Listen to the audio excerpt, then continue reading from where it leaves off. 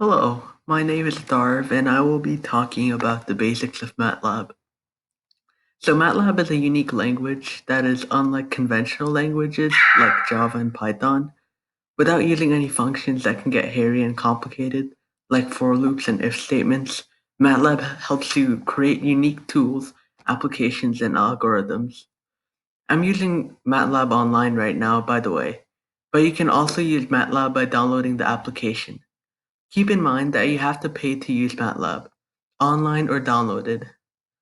So let's get started. We can use the command prompt to create simple outputs,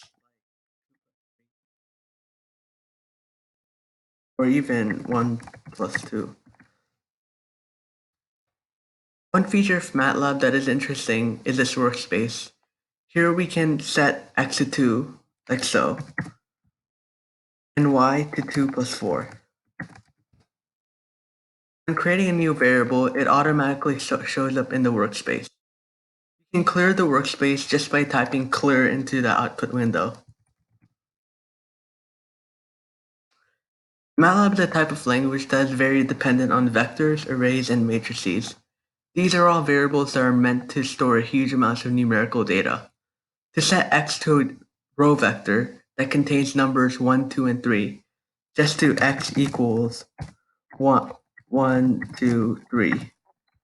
Each value is separated by a comma, and it will create an output like so.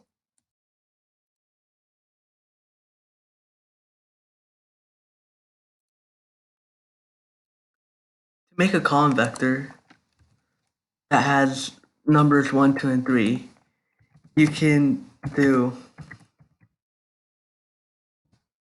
so each value is separated by a semicolon, and the output will be something like this.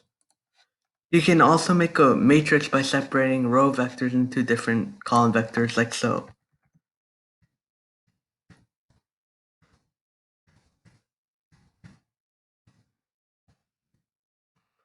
This might seem trivial at first, but matrices have many applications.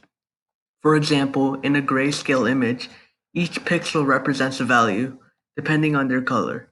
A matrix can represent every pixel's color, value, and position. So once we have a matrix, we can actually get data or even manipulate it. To refer to a value in a matrix, take the matrix's variable and refer to the specific row and column of the desired value. For example, we can get the value of the first row and the second column of x by writing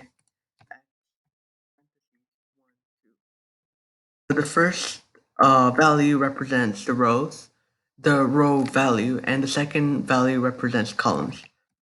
After that, it refers to the first row and the second column. So it's referring to this